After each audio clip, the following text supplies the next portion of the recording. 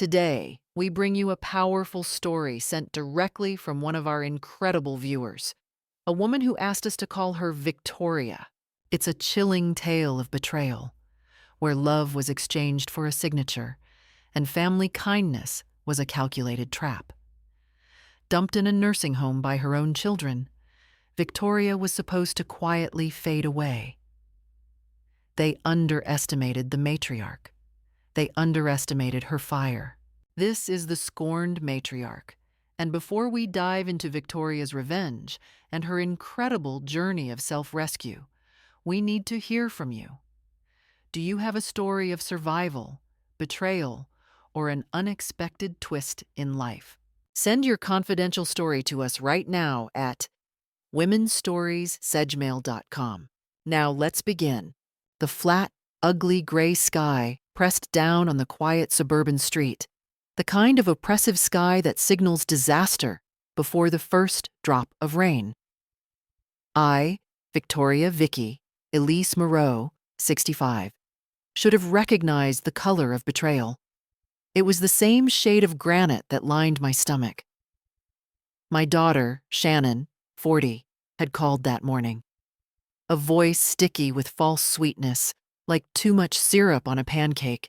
She'd said she was coming over with my sons, Grant, 38, and Michael, 35, to help reorganize some things after my recent minor bout of vertigo.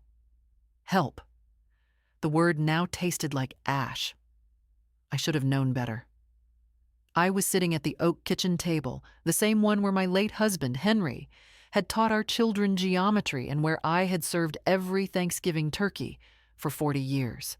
I'd even set out 4 mugs of coffee from my favorite, a non-disclosed coffee machine brand, ceramic cups still faintly smelling of cinnamon, as if this were a normal family meeting. Silly, hopeful me. I was wearing my soft lavender cardigan, the one Henry used to say made my eyes sparkle. I remember adjusting the collar, checking my lipstick in the reflection of the non-disclosed appliance brand toaster oven.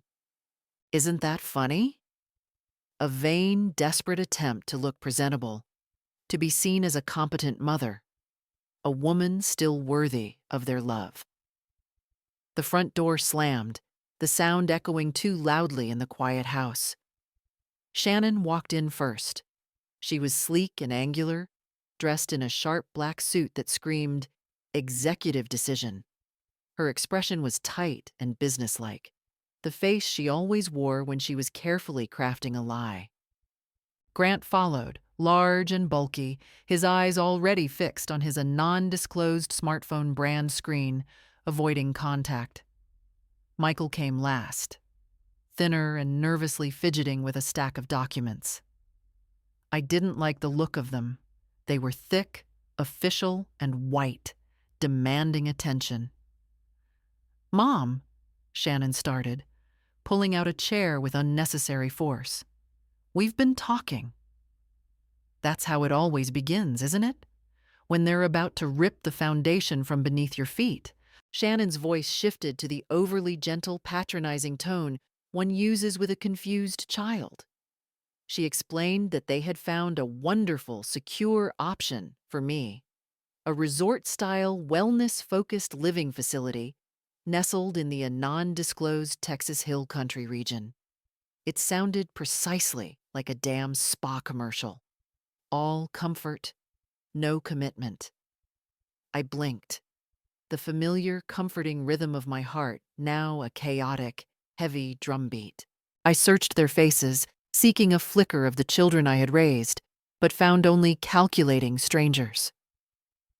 "I'm not going anywhere," I stated calmly, pushing a ceramic mug toward Shannon. The coffee was still steaming. "This is my home. It is paid for. I am perfectly fine." Michael cleared his throat, the sound dry and nervous. He slid the stack of crisp papers across the oak table, directly toward me. "Mom, with the falls, and you've been misplacing things, we're just trying to consolidate things and ensure your safety. We're trying to protect you from the burden of the house." "Protect me from what?" My own life? My own independence? I wanted to scream, to grab the heavy ceramic mug and smash that stack of betrayal back in their entitled faces. But instead, I just stared at my hands. These hands. The same ones that had packed their lunches for school, stitched their little league uniforms, held them tight during fevers and nightmares. These were the hands that had worked 2 jobs at the non-disclosed retail chain after Henry died, just to keep this same roof over our heads.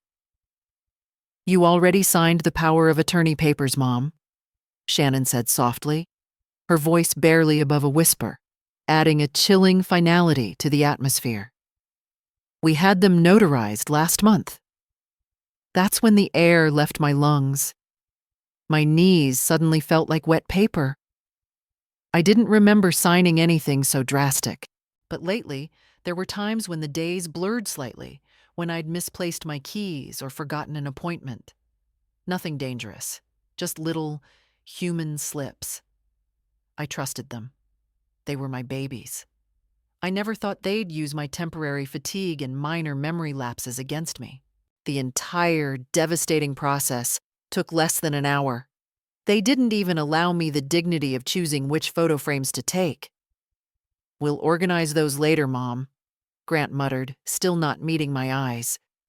Just one small, rolling suitcase was deemed necessary for the transition. That house, my house, full of the ghosts of Henry's laughter, the fading scent of my rose garden, the memories built from love, sweat, and heartache. They took it all from me in a single, brutal afternoon. The ride to the facility was painfully quiet. David drove, his hands clenched tightly on the steering wheel of his non-disclosed German car brand SUV. Shannon sat beside him, tapping away relentlessly on her phone, already moving on to her next corporate conquest. Michael stayed with me in the back, but he stared out the window, his gaze fixed somewhere on the passing trees.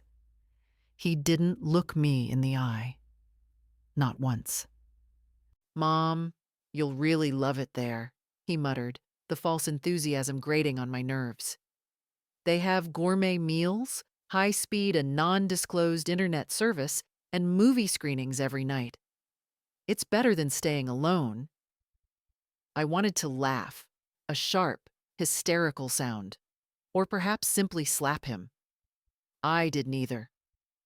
We pulled into a sprawling, utterly unremarkable beige complex. It was tucked awkwardly between a local and non-disclosed gas station chain and a dry cleaner's shop. There were no grand trees, no lush garden, just endless pavement and sickly, repetitive beige stucco walls. A woman in ill-fitting navy scrubs emerged with a clipboard, smiling too hard, too wide. The smile of a professional used to handling emotional baggage.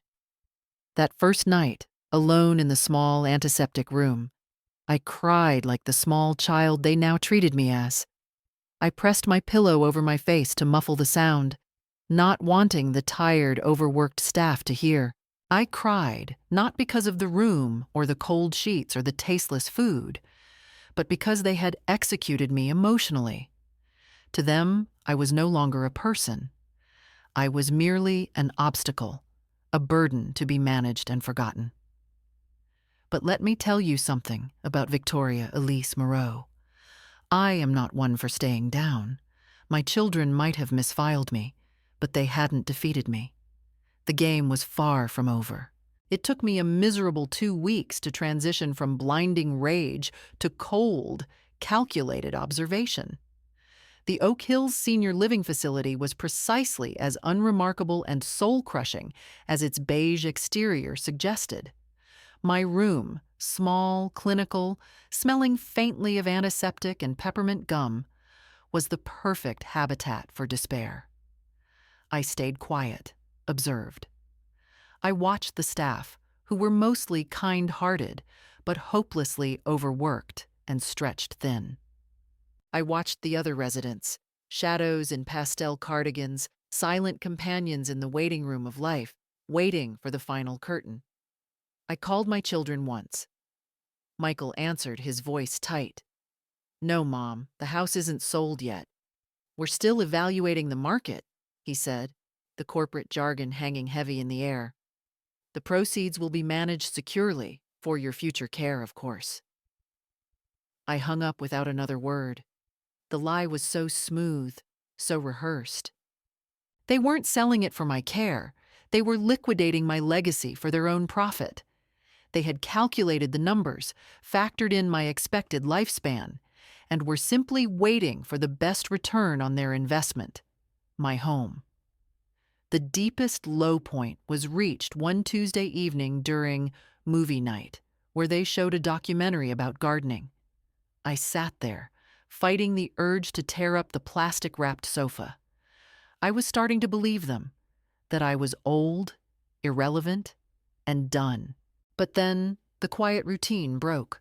It happened in the common area, a sterile room furnished with beige sofas and a perpetually humming air conditioning unit. A group of residents was gathered for a game night that looked about as exciting as watching paint dry. Suddenly, a woman's booming, gravelly laugh cut through the quiet. It was Ruth, 70. She was wearing a violently lavender sweater adorned with rhinestone buttons, and she was playing poker with a young, tired-looking nurse. Ruth slammed her cards down with a theatrical flourish, scattering the chips. "You bet your lunch money on that hand, sugar!" she roared, cackling like a pirate who'd just discovered a chest full of ill-gotten goods. "Full house! Pay up!" The nurse, utterly defeated but smiling weakly, tossed a few coins into the pot. Ruth, catching my eye from across the room, stopped counting her chips. She tilted her head, her sharp blue eyes assessing me instantly. "You're new," she stated, her voice dropping a register, losing none of its power. "And you've got that fresh, just been betrayed by family look about you." I did something I hadn't done since Henry died. I laughed. A genuine, deep laugh that felt rusty and wonderful. Just like that, Ruth pulled me into her orbit. She was a whirlwind of energy, sarcasm, and defiance, a perfect antidote to the beige environment. Ruth quickly introduced me to the rest of her covert group. They weren't just residents. They were a council of formidable matriarchs, exiled but unbroken. First, there was Dolly, 75. Sweet as pie, but sharp as a newly sharpened pencil. Dolly used to be a school librarian in a non-disclosed New England state and noticed everything. The inconsistencies in the medication schedule, the staff's shifting schedules, the pattern of the delivery trucks. She was the intelligence expert. Then came Maxine, 68. Tall, tough, with eyes that looked like she'd stared down every legal challenge in existence and won. Maxine had taught constitutional law at a non-disclosed community college name before a sudden, nasty fall had necessitated the move to Oak Hills. She was the legal brain. We started sitting together at every meal, away from the others. We progressed to games, and then, most crucially, to late-night sessions in the deserted lounge, sipping lukewarm herbal tea and telling the stories we dared not tell anyone else. We shared tales of demanding children, lost careers, and the cold reality of aging. One evening, my story spilled out. The POA, the sudden removal, the lie about safety, and the house. The quiet, profound betrayal. Maxine leaned back in her plastic chair, her brow furrowed, raising one perfectly shaped eyebrow. "Did you sign over the deed to the property?" she asked, her voice the measured cadence of a lawyer in cross-examination. I shook my head firmly. "No. I remember the POA, but not the title. I think I still legally own the house." Ruth let out a low whistle, slapping the arm of the sofa. "Vicky, honey, if that's true, You've got gold under your feet and a whole lot of fire in your hands." That's when it started. The flicker of an idea, a revolutionary concept that dared to challenge the quiet surrender of the facility. I wasn't going to spend my last years watching bad gardening documentaries. If my children thought they'd thrown away Victoria Elise Moreau like yesterday's garbage, they were about to learn they'd tossed a live grenade. I looked at the women around me, all discarded, all brilliant, all ready for a fight. I was Victoria Grace Moreau, mother, widow, survivor, and I was about to set a small, calculated fire under the world they had tried to bury me in. My small room at Oak Hill Senior Living was just big enough for a twin bed, a worn dresser, and a narrow closet that faithfully retained the scent of antiseptic. I had unpacked my single suitcase with a kind of numb, robotic precision, carefully folding the few clothes I was permitted to bring. The task was meant to confirm my acceptance of my new, diminished reality. But then, an unexpected disruption. I opened the bottom drawer of the dresser, the one that smelled perpetually of old wood and the faint peppermint gum left by a previous occupant, and found it tucked into the corner. My old, non-disclosed leather brand folio, the one I used to keep Henry's important papers in, wrapped in a forgotten scarf. How it had made it past my children's reorganization team, I didn't know.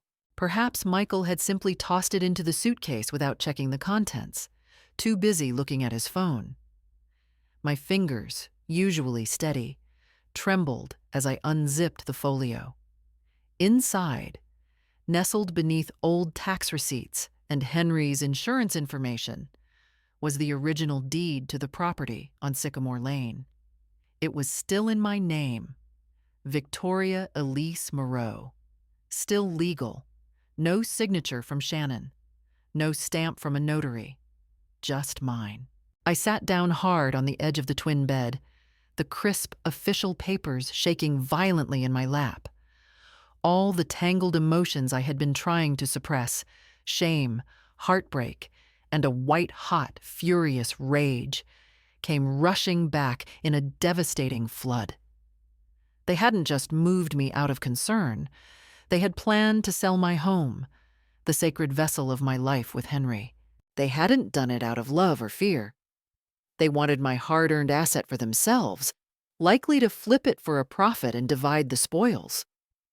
I clutched that deed like it was the last sacred piece of me they hadn't stolen.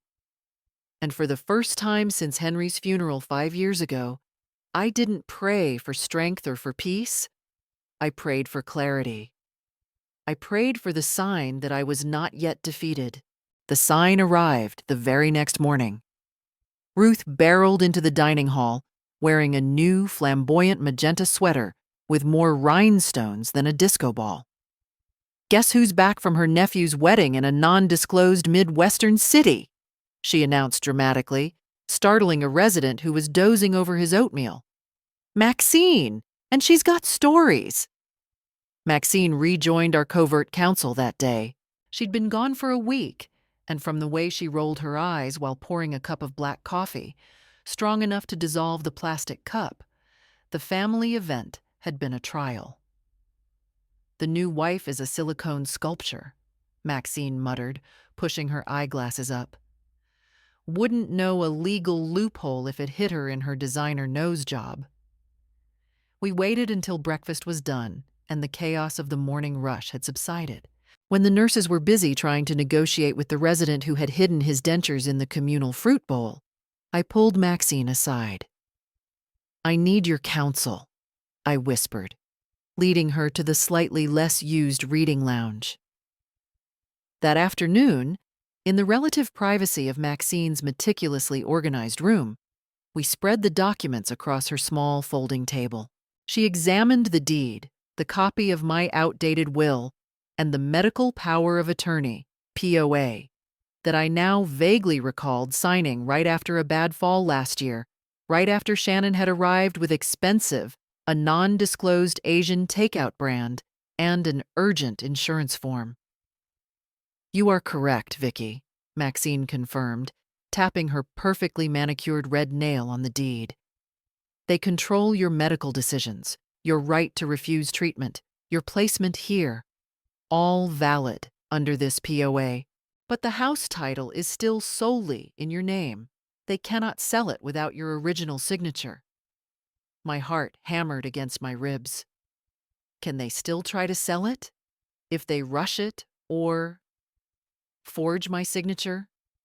Maxine gave me a look that spoke volumes of her legal experience. If they catch you unawares, yes.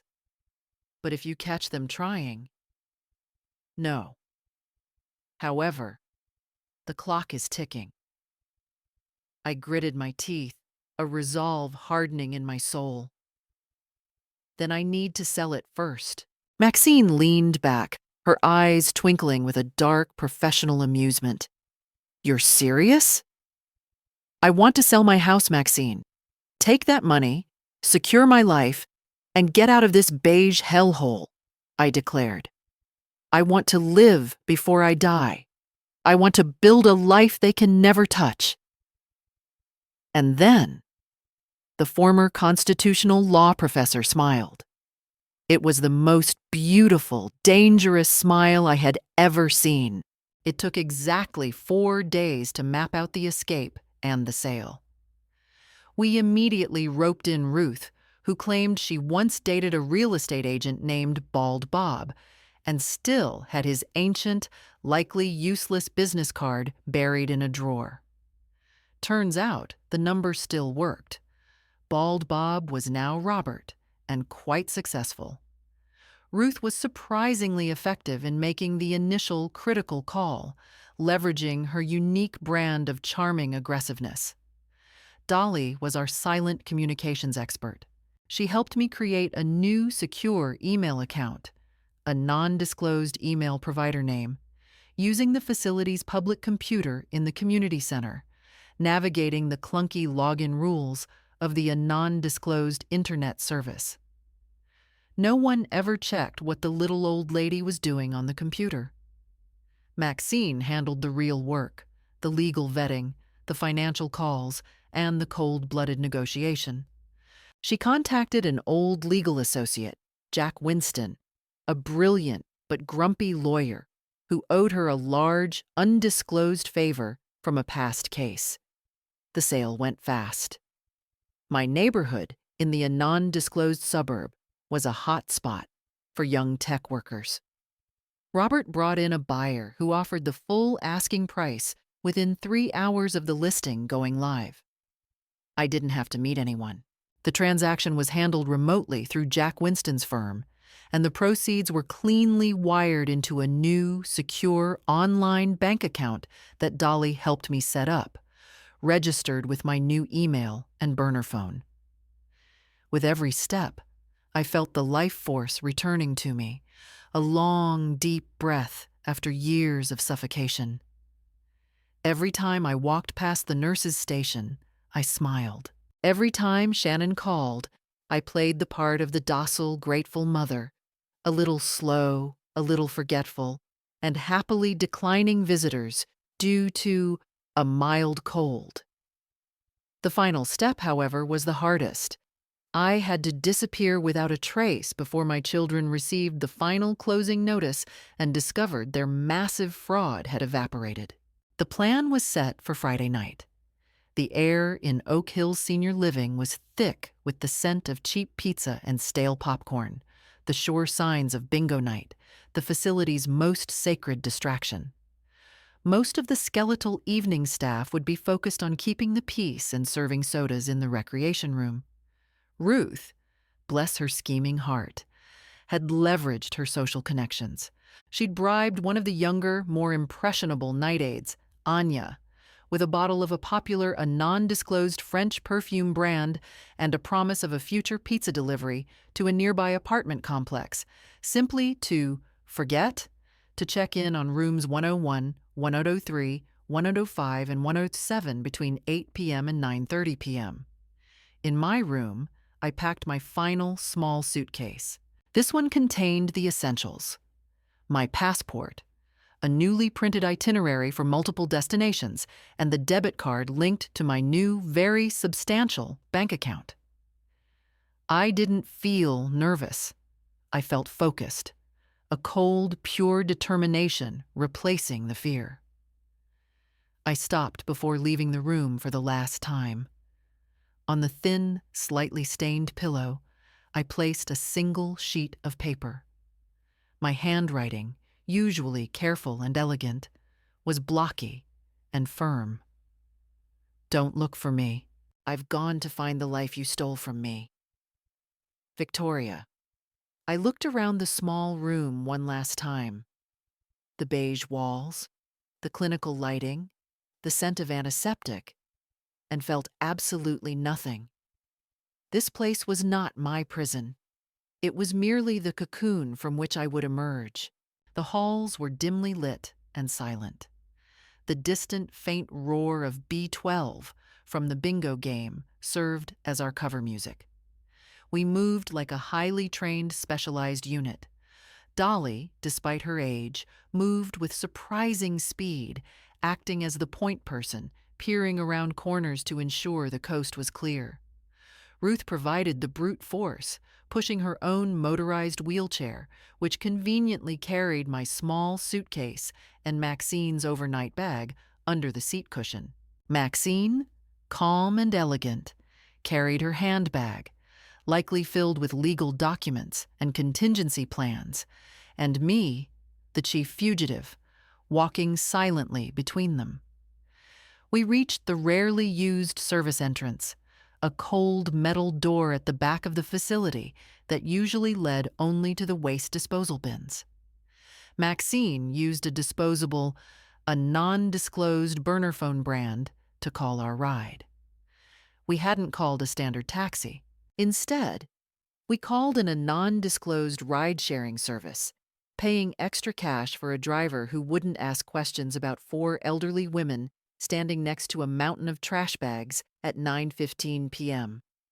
Our driver, a young man named Omar with headphones and the patience of a saint, pulled up a moment later in a slightly beat-up sedan with broken air conditioning. We squeezed in, Ruth in the front seat, Dolly, Maxine, and me crammed into the back. It was hot, cramped, and utterly glorious. Airport, Maxine directed, her voice low and crisp.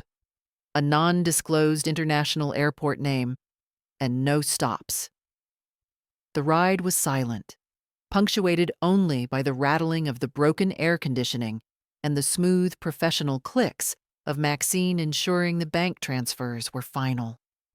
I looked out the window at the familiar streetlights of the city they thought they owned.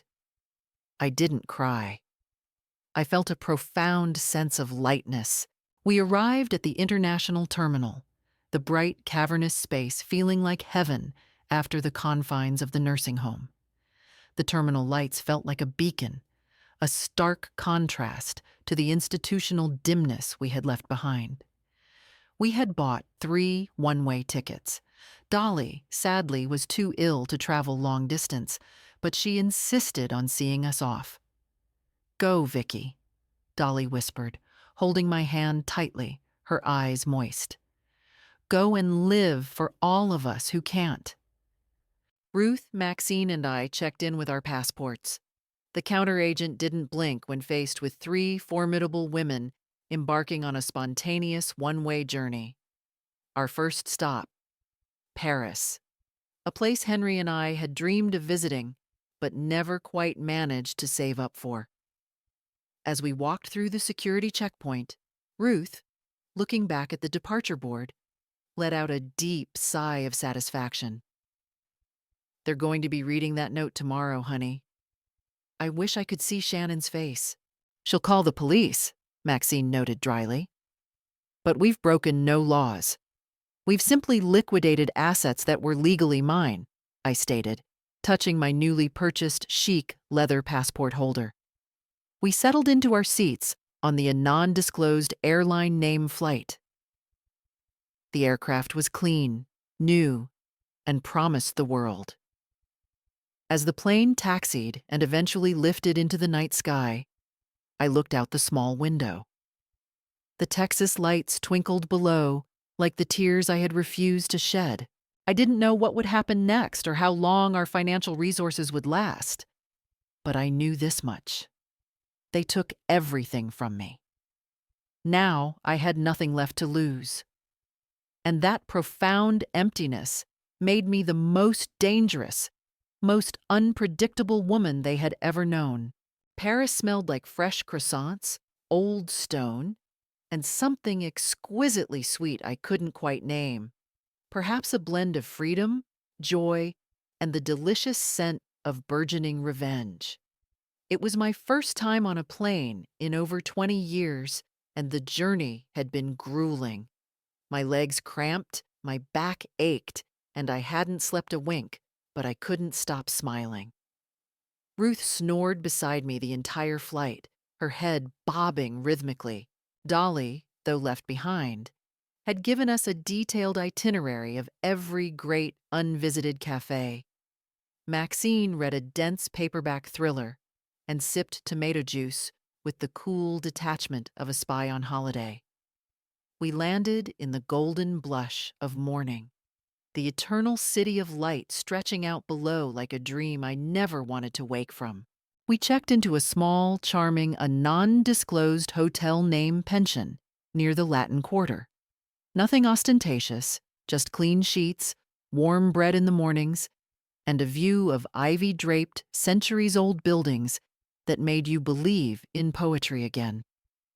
The young clerk didn't blink when faced with 3 American women with gray hair and suspiciously few suitcases. Paris, I realized, had seen far stranger things. That first day, we walked until our feet screamed.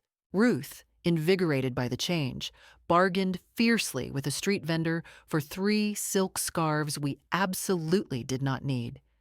Maxine flirted playfully with a cafe owner named Luc, who brought us complimentary tarte tatin.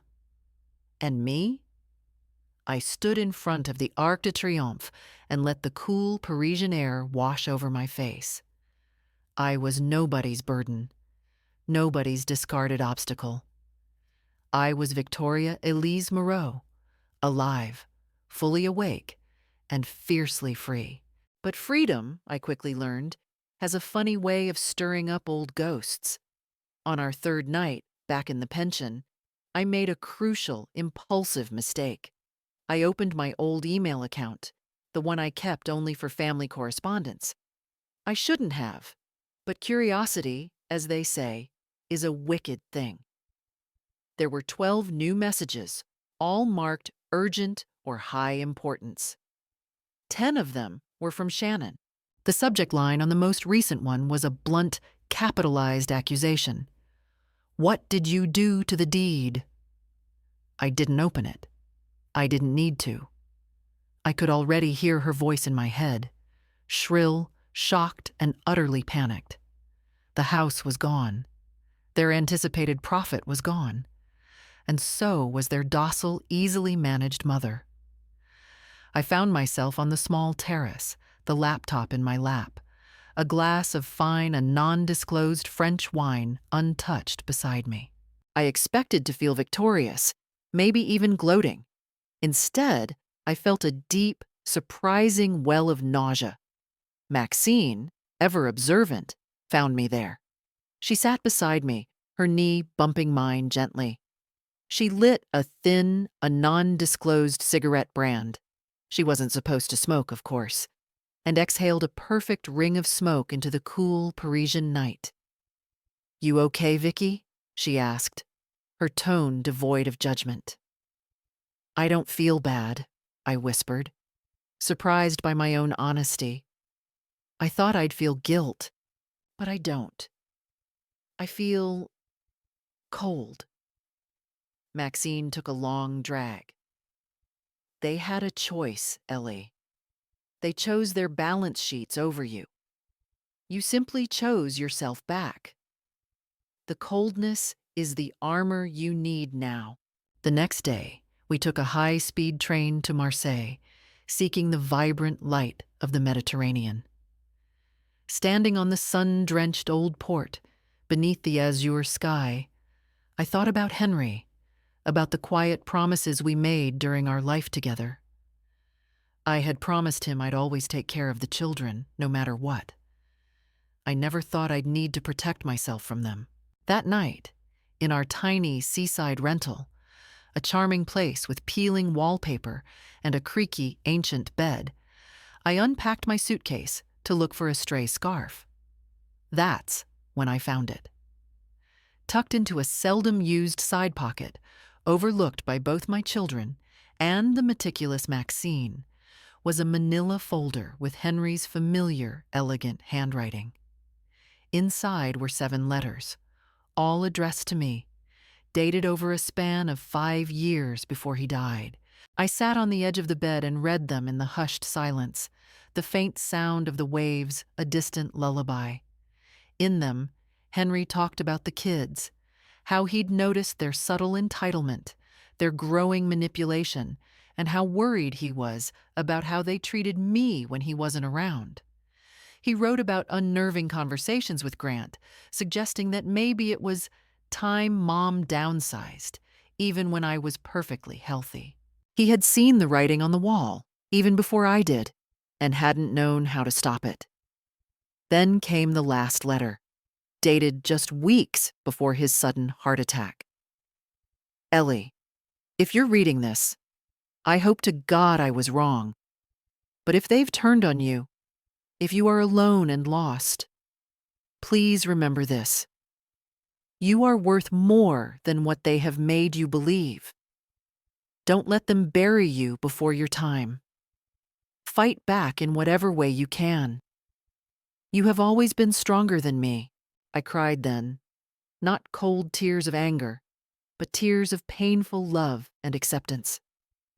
I clutched that letter to my chest and rocked on the creaky bed. Henry knew. Even then, he knew the ultimate tally they would demand. But he also knew the fighting spirit they had forgotten. The next morning, I told the girls everything. Maxine immediately understood the tactical advantage. Henry's letters were the moral proof we needed. Then we raise holy hell, Ruth declared, slapping the table.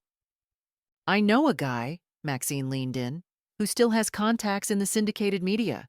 We tell your story, all of it. My quiet escape had officially ended. My fight for self-preservation had just become a mission for redemption. With Henry's final letters providing the emotional core, my quiet escape was now formally transitioning into a public relations war. We had the money, the motivation, and now the indisputable moral high ground. We go public, Dolly's words, conveyed via a surprisingly detailed group chat message from the nursing home, echoed in my mind. Elder abuse, financial betrayal. You're not the only one, Vicky. You can help others. Maxine immediately took the lead on the communication strategy. We tracked down Jack Winston, the grumpy lawyer who handled the sale, again. He didn't just owe Maxine a favor. He believed in the injustice of the situation. He helped us draft a comprehensive, devastating summary of the facts, the abrupt removal, the forged POA. We now strongly suspected manipulation of the signing process, the hurried attempt to sell the primary residence, and the heart-wrenching context provided by Henry's letters. Jack sent the package to Megan Rhodes, a journalist based in a non-disclosed East Coast city with a popular syndicated podcast and a massive, devoted following of older women hungry for stories of truth and resilience. Within days, Megan called. She didn't want a quick quote. She wanted to fly out and meet us. I've been looking for a story this potent for years, she stated, her voice crackling with professional excitement. A story of a matriarch fighting back. While we waited for the interview logistics to be finalized, we traveled. Venice, with its quiet canals, Nice, with its dazzling coastline, and Lisbon, with its ancient, tiled streets. Everywhere we went, We danced, we laughed, and we took dozens of pictures that looked like they belonged in a calendar for fiercely stylish grandmothers. Deep down, I knew something profound was shifting. I wasn't just surviving anymore, I was healing. I was building a new, self-defined life where my worth wasn't tied to my ability to serve others.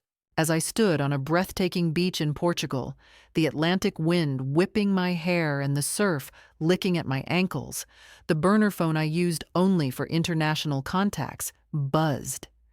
It displayed a number I didn't recognize, registered in a non-disclosed home state.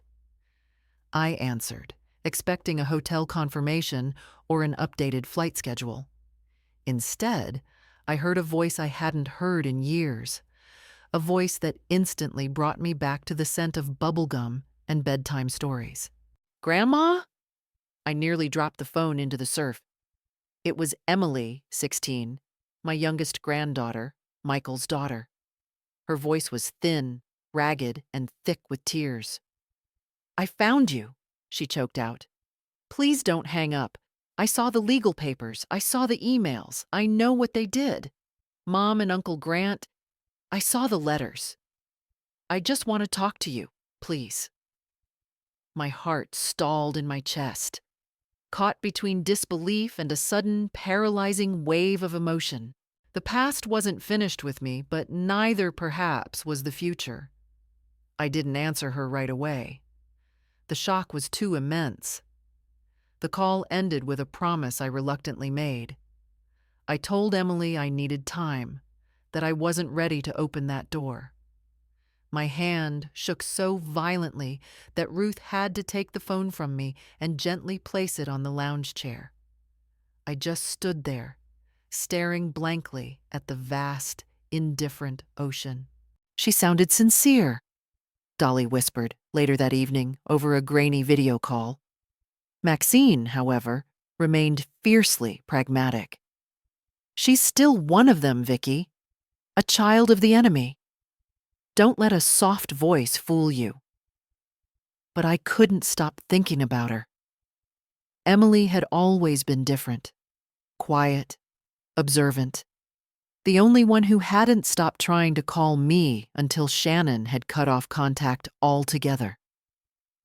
She was 16 now, almost a woman. Maybe old enough to see the world for what it truly was. Or, as Maxine warned, maybe this was simply another trick, another calculated attempt to draw me back into their toxic orbit. 2 days later, the answer arrived. Not in words, but in a single, devastating image. I received a text message from Emily's number. Just a photo. It was my old house, but tragically unrecognizable. The porch was stripped bare. The beautiful climbing rose bushes Henry had planted for me were gone, ripped from the soil. The sky blue shutters that Henry and I had painted together one summer were now a dull, institutional beige. Below the picture was a single, curt message. They trashed it. "I'm sorry." I stared at the photo for a long, agonizing time. My throat clenched as if I were being physically strangled. They hadn't just sold my house. They had gutted it. They had erased every tangible memory I had built there, turning my sanctuary into an empty shell for maximum profit. I showed the picture to Ruth and Maxine. Ruth quickly looked away, tears welling in her eyes. Maxine stared hard at the image, then flicked her cigarette, a dramatic gesture reserved for moments of extreme annoyance, into the wind. Her eyes, usually twinkling with legal mischief, were cold with finality. "They just gave you your final argument, Vicky," Maxine stated. "This is not about money anymore. This is about pure spite and the destruction of a legacy." "Time to go public," I said, my voice barely a whisper, yet holding the weight of a thunderclap. The next day, we reached out to Megan Rhodes. It was time for Victoria Grace Moreau to tell her story to the world. The interview with Megan Rhodes took place at a quiet, intimate cafe overlooking the Tagus River in Lisbon. Megan arrived simply, with her recording equipment in a small backpack and no fuss.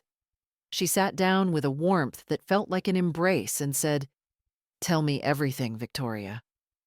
And I did. I held nothing back. I told her about the sacrifice, the long nights working double shifts at the non-disclosed retail chain after Henry died.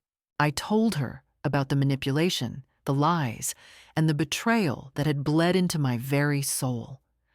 I told her about the night they took me from my home like I was obsolete furniture.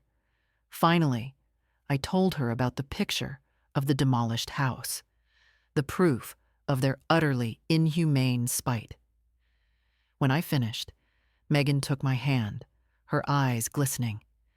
"You are not alone, Vicky," she said. "You have no idea how many women have written to me about stories like this.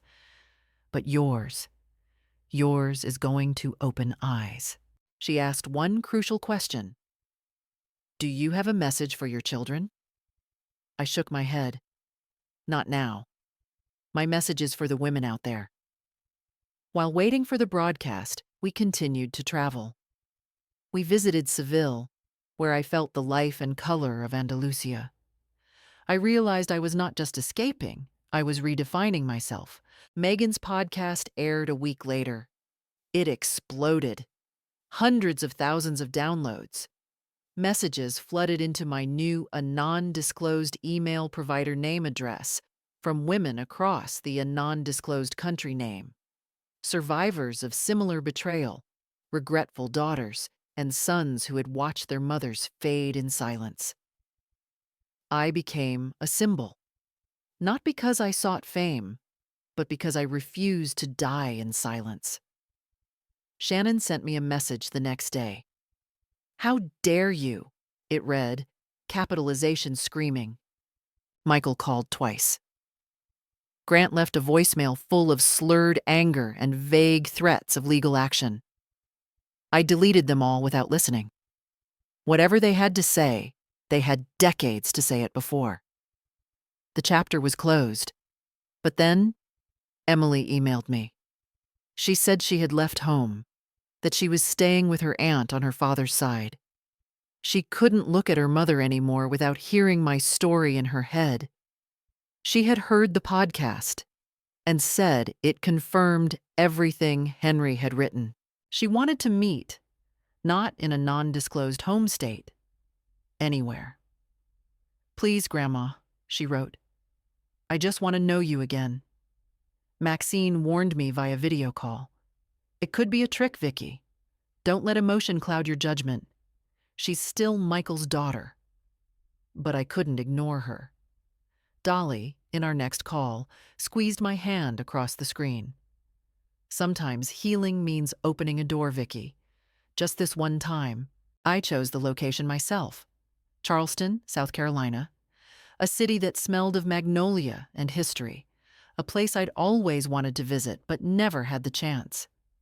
We flew in the next week. Emily was waiting at Battery Park, sitting on a bench beneath a moss-draped oak. She stood when she saw me, eyes wide, tears already brimming. She looked like Shannon used to before coldness consumed her. But there was something else in Emily's face. Something raw. Something desperately searching. "Hi, Grandma," she said, her voice catching. "Hi, sweetheart." My voice nearly failed me. We walked for hours. Emily asked questions about Henry, about my childhood, about the day they took me. She told me she'd found Henry's letters by accident, digging through Shannon's filing cabinet.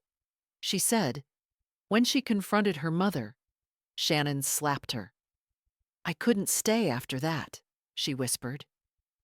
I looked at this young woman, still half a girl, and something inside me cracked open. I didn't want to carry the weight of anger anymore.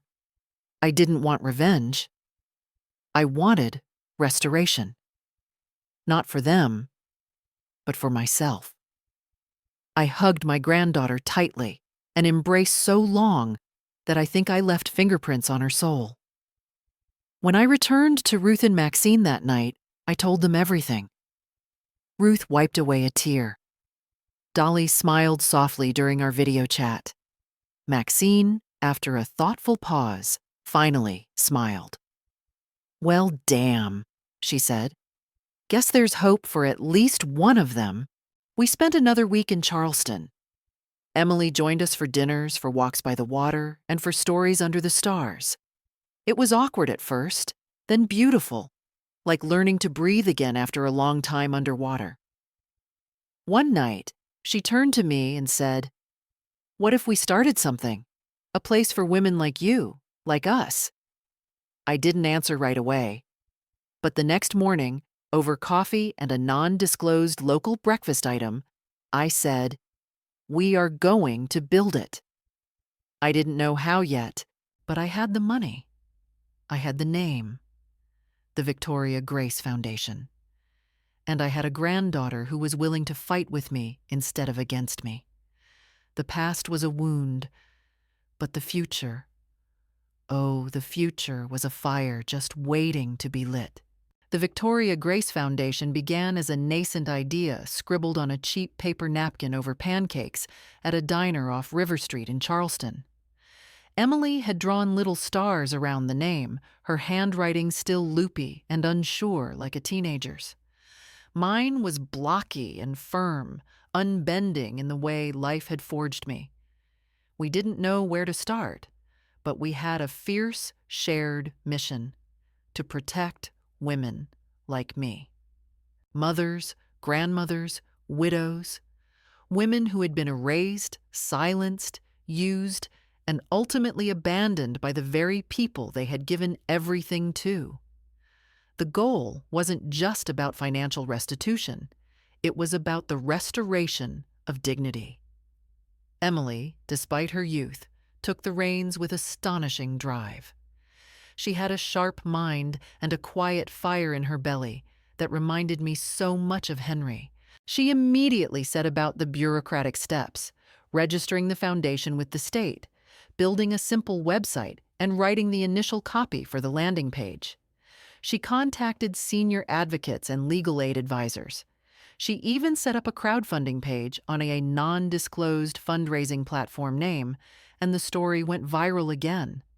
Hundreds of women wrote in, sharing their own harrowing tales, and thousands of strangers donated with messages like, "This happened to my mom. Thank you for speaking up. I thought I was alone." My name on the homepage felt surreal, like seeing a portrait of someone I once knew, but had only fully met after escaping the prison of expectation. We started small: a pilot program in Charleston, a free legal clinic run by Maxine, remotely at first, once a week.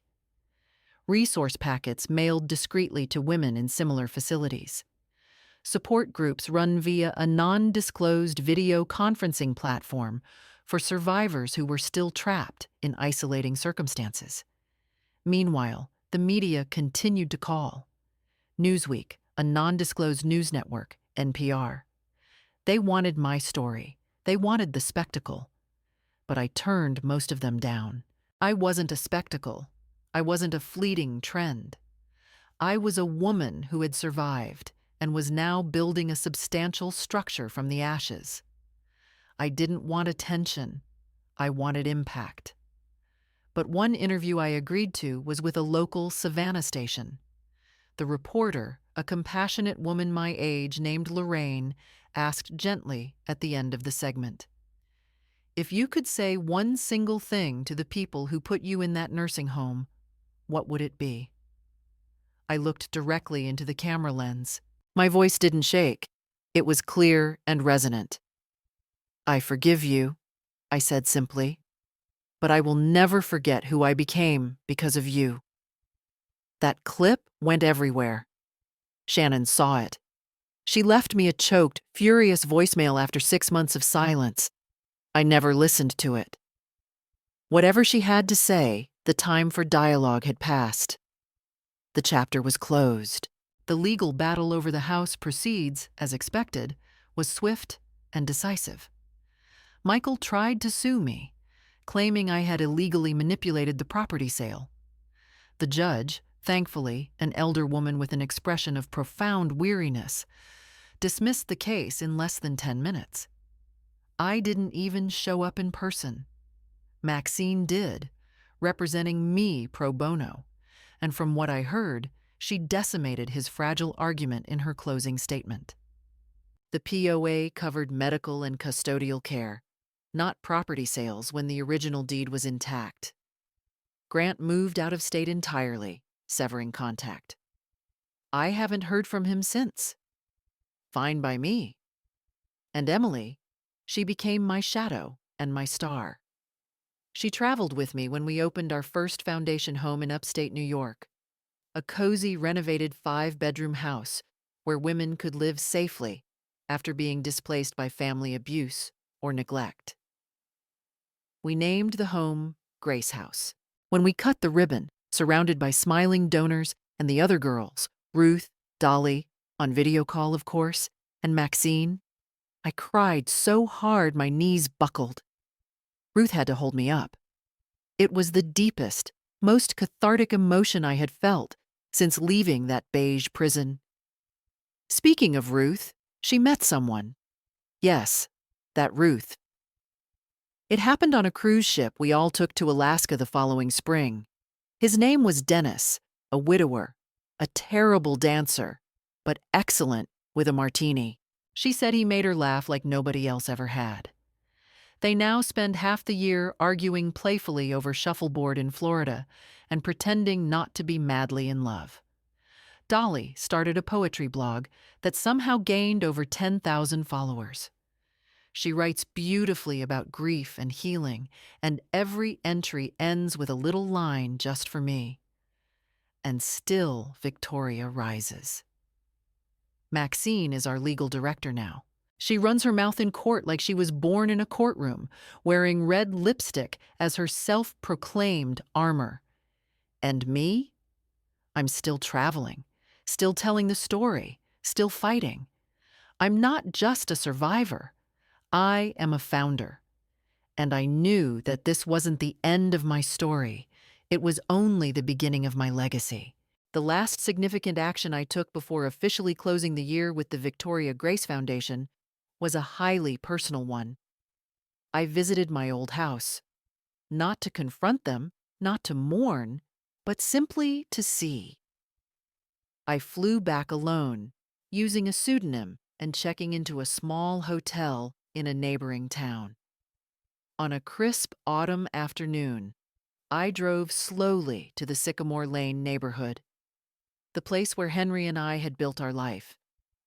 The street looked the same, yet profoundly different. I pulled up across the street from the address. The house had been repainted entirely, no longer the sun-faded white I remembered, but a modern, neutral gray. The porch was redone. The scorched earth where Henry's beloved rose bushes once stood was now a manicured lawn, and there was a bright yellow baby swing hanging from the old oak tree in the front yard. New owners, a young couple, perhaps tech workers, with a baby. I sat in the car, unnoticed, just an older woman in dark sunglasses and a scarf. I didn't feel the sharp pang of loss I had anticipated. Instead, I felt a calm, clear finality. I smiled. That house was no longer my home. It was simply a building that had once contained my life. Home was now wherever I stood in my truth. Home was wherever women gathered to lift each other up, wherever Victoria Grace Miller refused to be forgotten.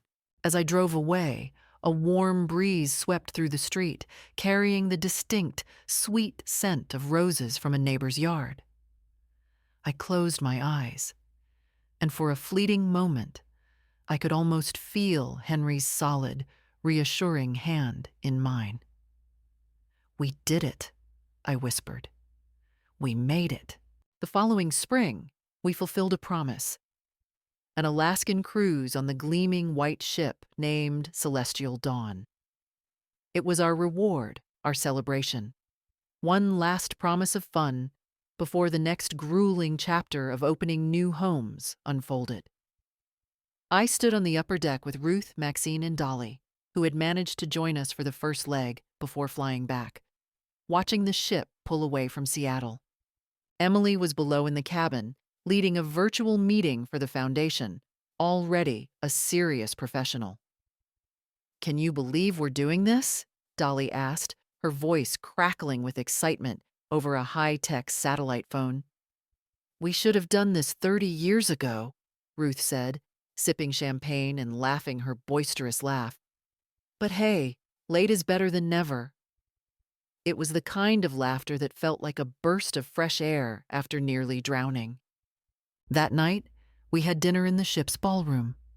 The lighting was soft, the chairs plush, and the band began to play. Not loud, just the soft, nostalgic strains of an old Ella Fitzgerald tune. And something shifted in me. "I want to dance," I announced, standing up. "For the first time in years, I want to dance." There was no partner waiting, just me, in a navy dress I'd bought on a whim in Florence, with a heart that was too full for words. But I walked onto the dance floor anyway. I closed my eyes and danced. I swayed slow and graceful to music that wrapped around me like memory. I danced for every tear I'd cried alone, for every holiday my children forgot, and for every woman who sat in a sterile room wondering if her life had already ended. At some point, I felt arms around me, strong, steady hands guiding mine. I opened my eyes. It was Dennis, Ruth's new gentleman friend, smiling gently. He didn't say a word. He simply joined my silent, solo celebration. We danced until the music slowed to a halt, ending with warm, genuine applause from the other passengers. Later that night, Emily and I stood on the balcony of our shared suite, the sea stretching out endlessly. Then, the sky began to dance. The northern lights appeared, green and violet waves undulating in the vast, cold dark. We watched in silence for a long time. "Do you ever miss them?" Emily finally asked quietly. "Your children." I took a deep breath of the cold Alaskan air. "I miss who I thought they were," I admitted. "I miss the hope. But I don't miss the pain." She nodded, resting her head gently on my shoulder. "I think you saved me too, Grandma." I kissed the top of her head. "You didn't, and you're helping fix what they broke. That's more than I ever dreamed." The sky danced for us. The water whispered of new beginnings. And I stood there, not as a victim, not even as a survivor. I was Victoria Grace Miller, founder, fighter, matriarch. And in that still, sacred moment, I knew I had finally come home. Not to a house, but to myself. We reached Juneau, Alaska, just as the sun began to set behind the icy peaks, casting a majestic golden light across the ship's bow. The harbor was quiet, gentle waves lapping against the dock as we stepped onto solid ground, bundled in layers, our breath curling in the crisp Alaskan air. The others decided to explore the local shops and try some famed, a non-disclosed seafood dish. Emily and I, however, had a different plan. We booked a small, private helicopter tour, something neither of us would have dared to do a year ago. "I want to see the world from the very top," I told her, zipping up my thick coat. For once. The pilot, a seasoned woman named Sam, with a voice like gravel and the calm of someone who'd seen every storm up close, helped us into our seats. Emily gripped my hand tightly as the rotors began to spin. I grinned like a fool, utterly exhilarated. We lifted into the sky, and the world below began to shrink. Juneau became a miniature town tucked in a snow globe. The mountains opened up, vast, white, and wildly beautiful. Glaciers cracked and shimmered like ancient rivers of glass. We hovered over one of the largest glaciers, and the sun broke powerfully through the clouds, turning the ice into something almost holy. I'd never seen anything so vast, so untouched.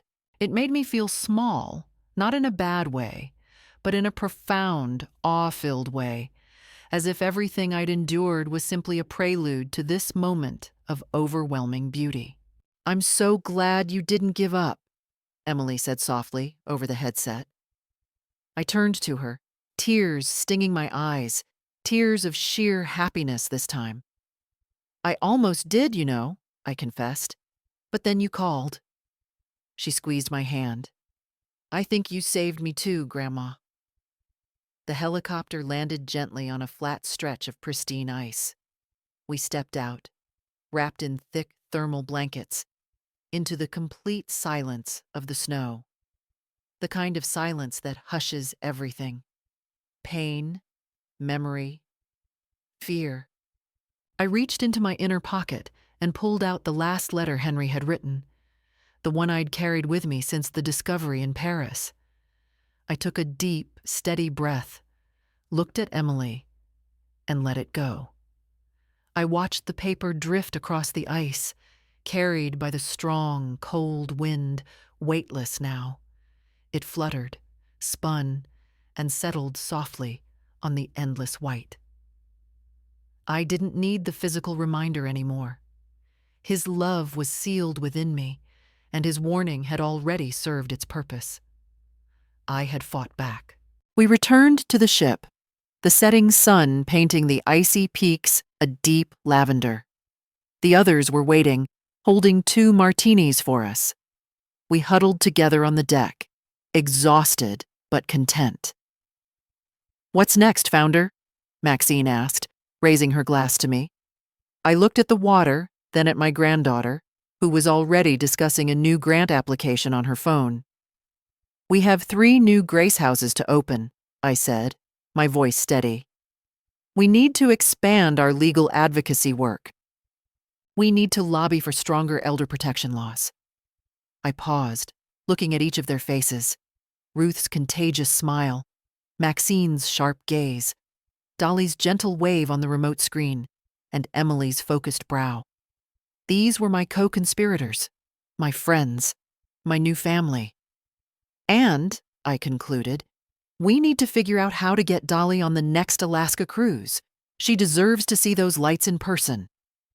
We laughed, a chorus of fierce, triumphant women. I stood there, feeling the ship's gentle roll beneath my feet. I was no longer defined by Sycamore Lane, or the betrayal of my children, or the beige walls of the nursing home. I was defined by the fire I had refused to let them extinguish. I was Victoria Grace Miller, mother, matriarch, founder, and fighter. I had lost a house, but I had gained a legacy. And in that moment, under the vast, wild, unforgivingly beautiful sky, I knew with absolute certainty that I had finally, truly come home, not to a place, but to myself. Victoria's journey from the beige walls of Oak Hills Senior Living to the majestic peaks of Alaska proves one undeniable truth. You are never too old to reclaim your power and redefine your legacy. She not only took back what was hers, but built the Victoria Grace Foundation, a monument to hope born from betrayal. If Victoria's fight resonated with your own survival story, or if you know a woman who faced the ultimate family betrayal, don't keep it hidden. Your voice matters. Send your story confidentially to our secure inbox today at womenstoriessegmail.com.